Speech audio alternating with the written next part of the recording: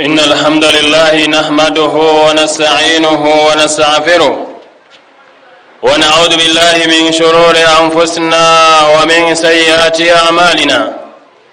من يهده الله فلا مضل له ومن يضلله فلا هادي له.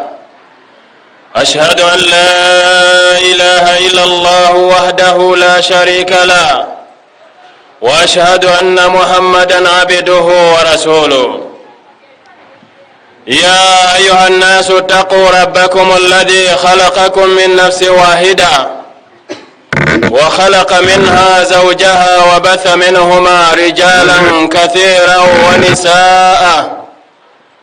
واتقوا الله الذي تساءلون به والأرحام، إن الله كان عليكم رقيبا.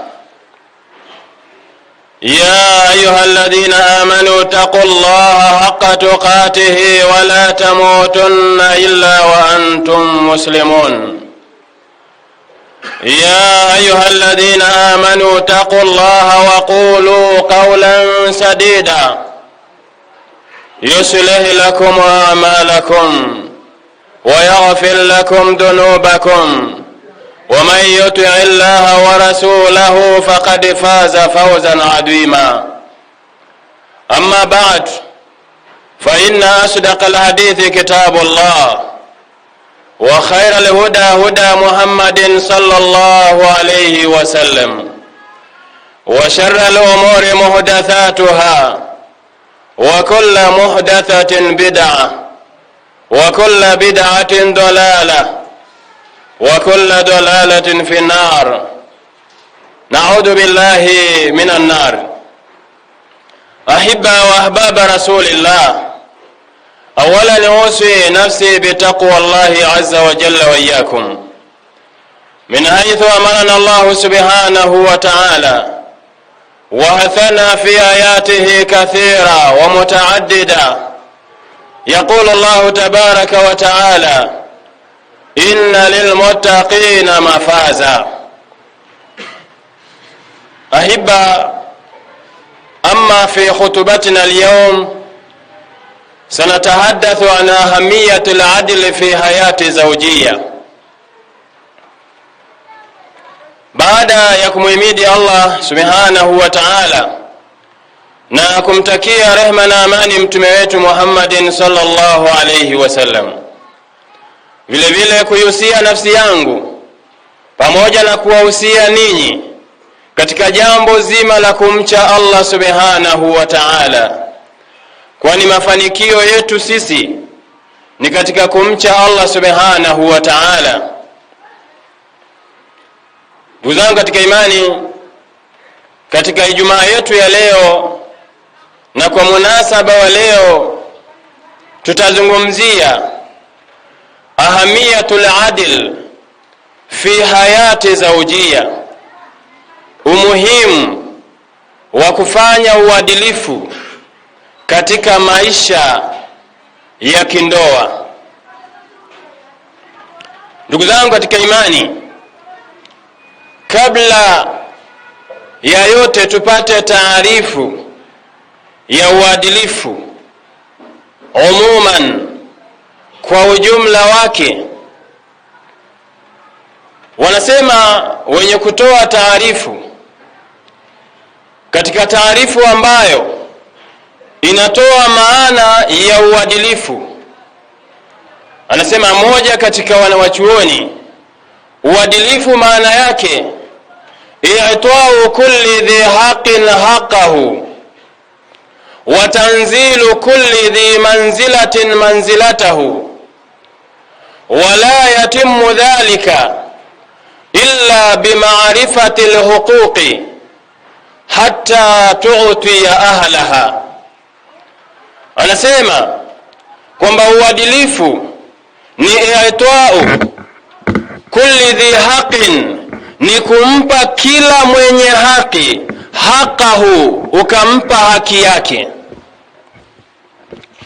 Yani huu ndio uadilifu, umnyofolee kila mtu, umpe haki yake.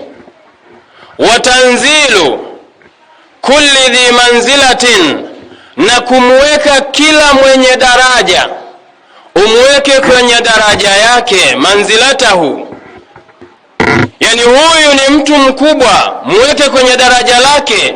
Huyu ni baba, mweke kwenye daraja lake la ubaba. Huyu ni mama, mweke kwenye daraja lake la umama. Huyu ni mume, mweke kwenye daraja ya kwamba huyu ni mume, na huyu ni mke, mweke kwenye daraja ya kuwa huyu ni mke. Na akasema wala yatimu dhalika, na hilo la kutoa haki ya kumpa kila mtu haki yake haliwezi likatimia illa bimaarifati alhuquqi, isipokuwa kwa kujua haki za watu, haki za Allah, haki za Mtume Muhammadin sallallahu alayhi wasallam. Hatta tu'ti ahlaha, na utakapokuwa umezijua haki ndipo utakapotenda uadilifu, na ndipo utaweza kumpa kila mtu haki yake. Manake usipozijua haki za watu, usipozijua hizi hukuku, ina maana ya kwamba wewe utafanya dhulma, kwa sababu unafikiri unafanya uadilifu, lakini kumbe unafanya dhulma. Na baadhi ya watu wanaona kwamba uadilifu ni kufanya usawa, maneno ambayo Sheikh Uthaymeen rahimahullahu ta'ala anasema akhta ala alislam, amekosea katika Uislamu, man qala inna dina alislami dinul musawati, yule atakayesema kwamba dini ya Uislamu ni dini ya usawa. Bal dinul islami dinul adli, bali dini ya Uislamu ni dini ya uadilifu.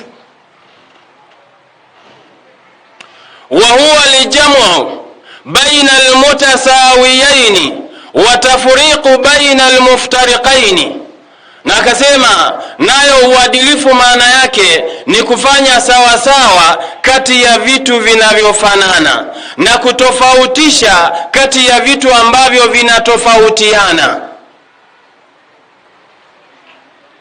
Huwezi kununulia watoto wako viatu ukawapiga namba 5 wote, wakati wengine 11, wengine 7, wengine 8, wengine 9, ukasema leo nawapiga viatu namba 1 kwa sababu ndio usawa. Wewe ni mfugaji, umefuga mbwa na mbuzi, ukasema leo nawapiga nyama wote. Kweli mbwa atakula, lakini mbuzi atakulani. Leo ukasema nagawa majani kwa wote, mbuzi atashukuru, lakini mbwa atakulaani, kwa sababu hujamtendea uadilifu, umemtendea usawa.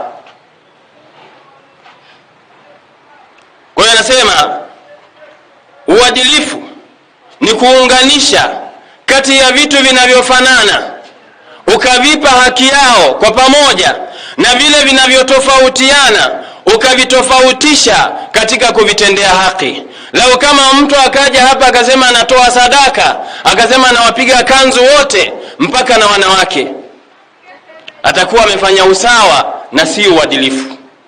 Lakini kama atakuja na kanzu akagawa kwa wanaume, akaja na jalabibu akagawa kwa wanawake, atakuwa amefanya uadilifu, kwa sababu wanaume wote wanapiga kanzu na akawagawia kanzu, na wanawake wanavaa hijabu akawapa hijabu. Lakini kama atawaunganisha pamoja akawagawia nguo za aina moja, amefanya usawa, lakini hajafanya uadilifu.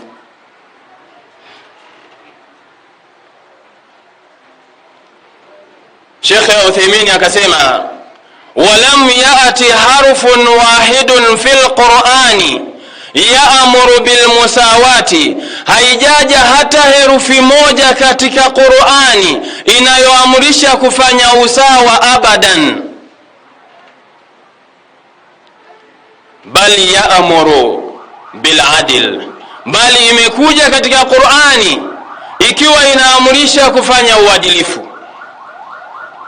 فبذلك يقول الله تبارك وتعالى إن الله يأمر بالعدل والإحسان وإيتاء ذي القربى وينهى عن الفحشاء والمنكر والبغي يعظكم لعلكم تذكرون. Allah subhanahu wa ta'ala hakika ya Mwenyezi Mungu Subhanahu wa Ta'ala yaamuru bil adl, anaamrisha, anatoa oda ya kwamba watu wafanye uadilifu. Kwa hiyo kufanya uadilifu sio jambo ambalo ni mustahabu, ni jambo la wajibu, ni jambo la lazima. Upende au usipende, ni lazima ufanye uadilifu.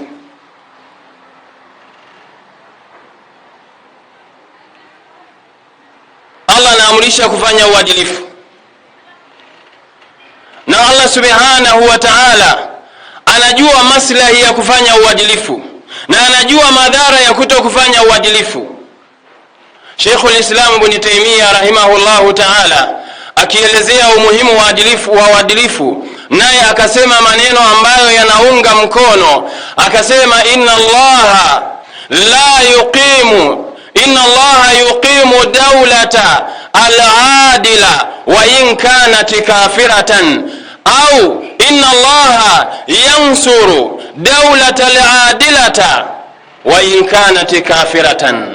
Allah Subhanahu wa Ta'ala ataisimamia dola inayofanya uadilifu hata kama dola hiyo sio ya Kiislamu. Na akasema wala yuqimu dawlata dhalimata, na hatoisimamisha Mwenyezi Mungu dola, hatoinusuru dola, hatoipa dola msaada, dola ambayo inafanya dhulma, wa in kanat muslimatan, hata kama dola hiyo ikawa ni dola ya Kiislamu. Lakini maadamu haitendi haki za watu, haiwatendei watu wake, haiwafanyii haki zake watu wake, basi Mwenyezi Mungu Subhanahu wa Ta'ala hatoinusuru. Kama ikiwa nchi, ikiwa eneo, Allah Subhanahu wa Ta'ala hawezi kulinusuru, vipi wewe mume na mke mnapodhulumiana katika haki za kindoa na ni nyumba ya watu wawili? Allah Subhanahu wa Ta'ala kuteketeza ni jambo rahisi sana.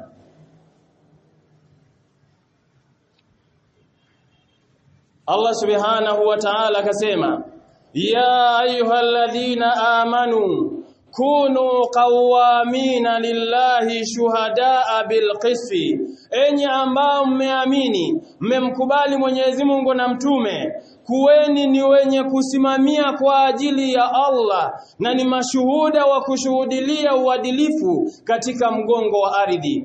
Na ambapo leo katika baadhi ya wanachuoni wanatafsiri, miongoni mwa tafsiri ya uadilifu maana yake ni tauhidi, maana yake ni faraidhu, ni mambo yote ya faradhi ndiyo yanayotakiwa kusimamishwa, na hakuna kitu kikubwa kama kusimamisha tauhidi katika mgongo wa ardhi. Allah Subhanahu wa Ta'ala akasema wala yajrimannakum shana'anu qaumin ala alla ta'dilu i'dilu huwa aqrabu litaqwa,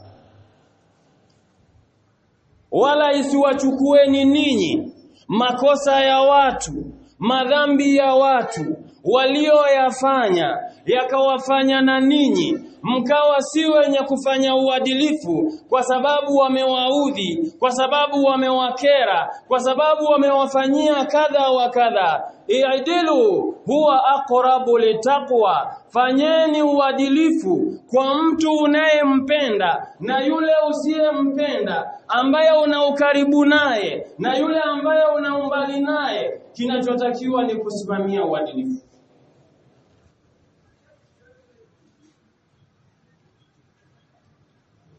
Ni wangapi leo katika nyumba za kindoa anapokosewa kidogo na mke wake, yanayofuatia atakayofanyiwa hatuwezi hata kuyataja hapa, hatuwezi hata kuyazungumza hapa,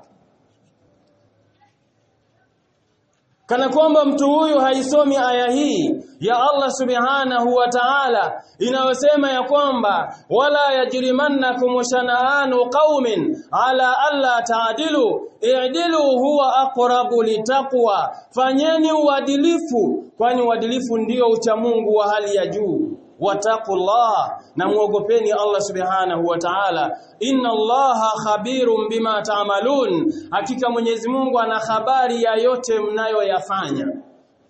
Hata kama mnafanyia chumbani, hata kama mnadhulumiana chumbani, Allah subhanahu wa ta'ala anayo habari ya hayo.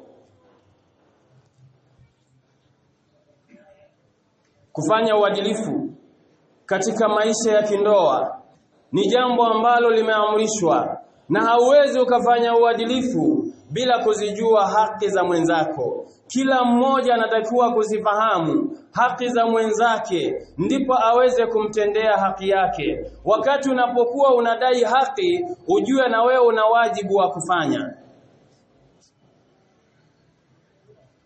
Allah subhanahu wa ta'ala akasema wa'ashiruhunna bil ma'rufi fa in karihtumuhunna fa'asa an takrahu shay'an wa yaj'al Allahu fihi khairan kathira.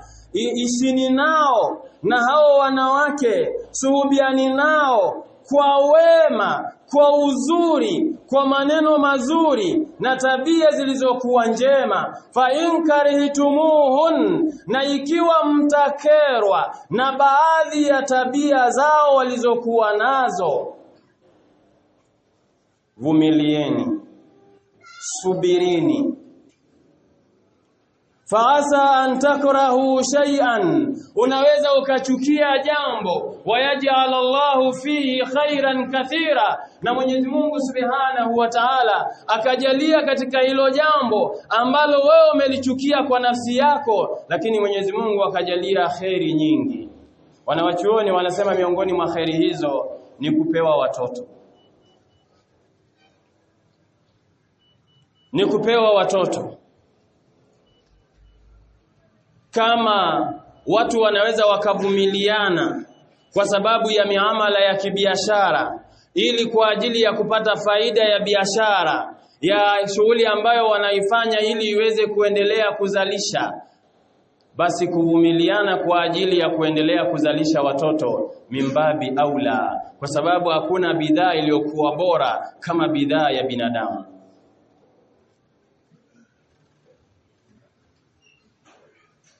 Ndugu yangu Muislamu, Mtume Muhammadin sallallahu alayhi wasallama akasema isausu bin nisa'i khairan, wausieni sana wanawake khairi.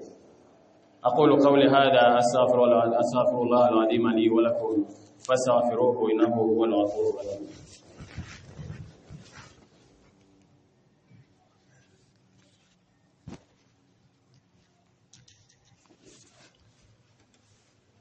Alhamdulillah thumma alhamdulillah wassalatu wassalamu ala ashrafil anbiya'i wal mursalin sayidina Muhammadin wa ala alihi wa sahbihi wa sallama, amma ba'd. Baada ya kumhimidi Allah subhanahu wa ta'ala na kumtakia rehema na amani mtume wetu Muhammadin sallallahu alayhi wasallam, yaqulu sallallahu alayhi wasallam, anasema mtume sallallahu alayhi wasallam, istausu bin nisa'i khairan, wausieni wanawake khairi. Na bali wengine wakatafsiri, ninyi wanaume peaneni nasaha za kuwahusia wanawake khairi, kuwatendea wanawake khairi. Fa innal mar'ata khuliqati min dhil'in, hakika mwanamke ameumbwa kutokana na ubavu. Mwanamke ameumbwa kutokana na ubavu.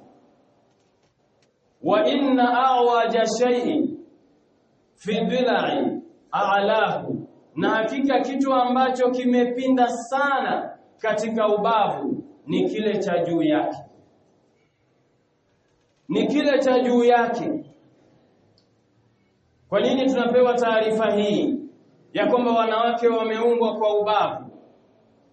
Kwa maana ya kwamba ujue material ya kiumbe hichi kilivyoumbwa na Allah subhanahu wa ta'ala. Allah subhanahu wa ta'ala amemuumba vipi, na ukijua alivyoumbwa ndivyo utakavyojua namna ya kuamiliana naye.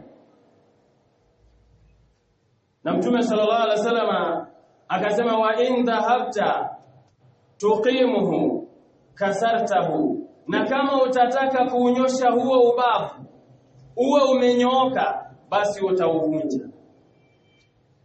Wa in taraktahu falam yazal a'waj, na kama utauacha kama ulivyo, hautoacha kuendelea kupinda. Fastawsu nisaa khairan, basi wahusieni wanawake kheri, wafundisheni wanawake mambo ya kheri. Unapokuwa kuna glasi mbili, kuna hii ni ya udongo, alafu hii ni ya plastiki. Hii ni kikombe cha plastiki, hichi ni cha glasi. Namna ya kukishikilia kikombe cha glasi na cha plastiki ni lazima utofautishe.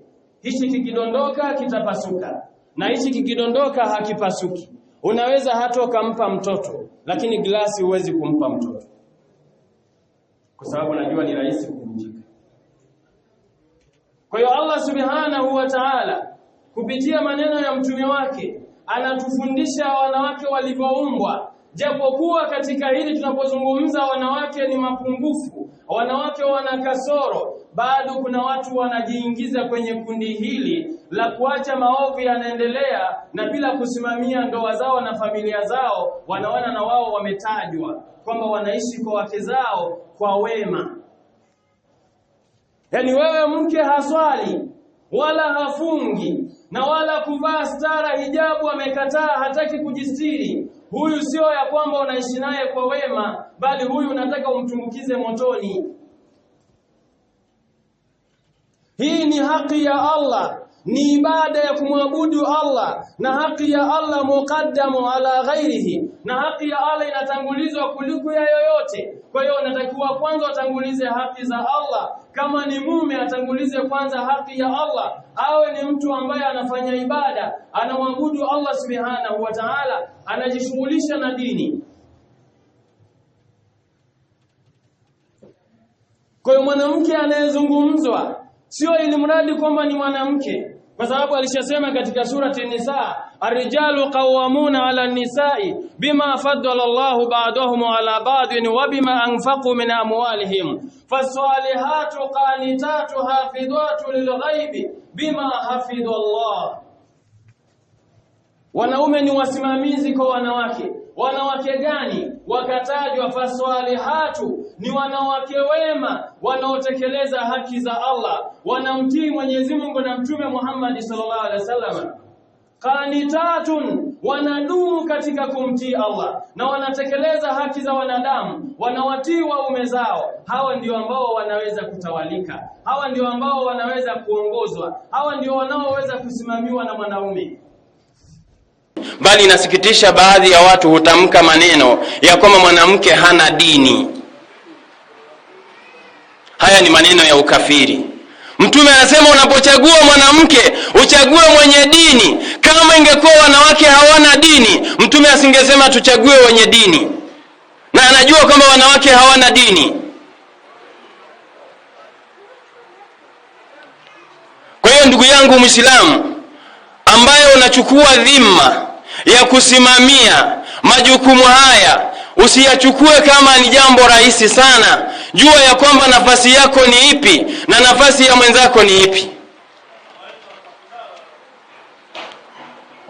Vile vile Mtume sallallahu alayhi wasallam akasema katika riwaya ya Muslim, akasema innal mar'ata khulqat min dila'in, hakika mwanamke ameumbwa kutokana na ubavu. Mwanamke ameumbwa kutokana na ubavu. Kwa nini kama ameumbwa kutokana na ubavu? Akasema fa in istamta'ta biha, fa in istamta'ta biha wa fiha iwajun, au kama qala sallallahu alayhi wasallam, ikiwa utastarehe na huyu mwanamke utastarehe naye ukiwa unakubaliana mapungufu yake, ukiwa unakubaliana mapungufu yake. Na usipokubaliana na mapungufu yake, hayo ambayo hayamfanyi asiwe na dini, basi hauwezi wewe ukaishi na wanawake. Kuna baadhi ya wanaume wanatafuta wanawake waliokamilika, na ndio maana Mtume akasema walan tastaqima laka ala tariqat, hawezi akanyooka mwanamke kama anavyotaka wewe, hawezi akawa katika mstari ulionyooka. fa in istamta'ta biha wa fiha iwajun, kama utaamua kustarehe naye basi utastarehe kwa kumvumilia mapungufu yake, labda ana mdomo sana, anaongea sana, anakuudhi katika baadhi ya matendo fulani, lakini sio matendo ya kuacha Uislamu wake, sio matendo ya kuacha dini yake. Sheikh Uthaymeen akasema kwamba katika kutafsiri mapungufu ya wanawake akasema fa innahunna qasiratu fi uqulihin, hakika wanawake wana upungufu katika akili zao, wa qasiratu fi dini, na wana upungufu katika dini. Upungufu unaokusudiwa ni huu wa kuingia kwenye siku zao. Kama ongezaliwa pamoja mwanaume na mwanamke, kijana hawezi kuingia kwenye siku zake, mwanamke anaingia siku 7. Kwa hiyo wakati huu dini kwake itakuwa imeyumba, lakini mwanaume yuko pale pale. Huu ndio uliosemwa upungufu, sio upungufu wa kuacha vazi la Kiislamu, sio upungufu wa kuacha kusimamisha swala, sio upungufu wa kuacha kuswali. Wa khasiratu fi tafkiri, na wanawake ni wapungufu katika kufikiri, wanafikiri haraka lakini wanaanguka karibu. Mwanaume anafikiri lakini inachukua muda, maamuzi yake yanachukua muda. Kadhalika wa qasiratu fi shu'unihinna jami'an, na ni wapungufu katika mambo yao yote. fa innahunna khuliqna bidila au min dila, kwani wao wameumbwa kutokana na ubavu. Kwa hiyo kama wameumbwa kutokana na ubavu, lazima mapungufu yao yaonekane, yajidhihiri, ima katika kufanya maamuzi fulani, ima katika kuendesha mambo fulani. Lazima mwanaume ndio amepewa jukumu la usimamizi. Ndugu yangu Muislamu, miongoni mwa haki za mke ni pamoja na kulishwa, ituamu wa sharabu wal kiswa wal maskani. Ni lazima mwanaume ampatie mke wake chakula, kinywaji na mavazi na sehemu yake ya kuishi. Hizi ni haki za mke, anatakiwa azipate kwa mume wake, na wala sio kumchukua mke ukamkabidhi mama mkwe akawa anachukua oda kwa mama mkwe, bali yeye ameolewa, anatakiwa mtu wa kumsikiliza baada ya kuolewa, sio baba yake wala mama yake, bali ni mume wake. Na hata akiitwa na baba yake na mume wake wamekaa huku na huku, anatakiwa muitike mume wake.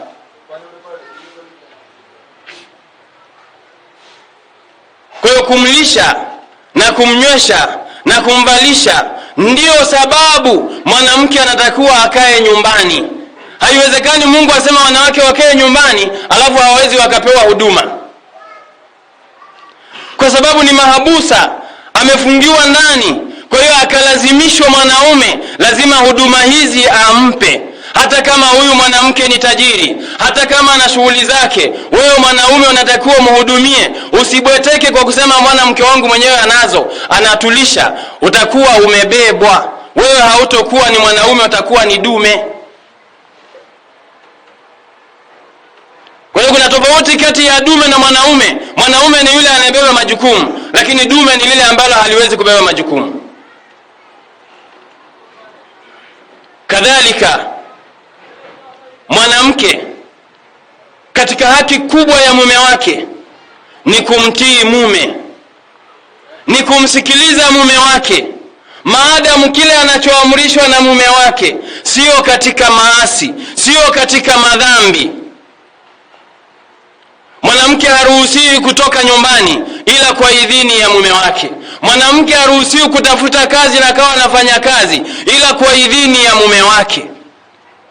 Na ikiwa kazi hiyo anaoifanya mwanamke inafanya mume wake asiweze kustarehe naye, kazi hiyo anatakiwa iache.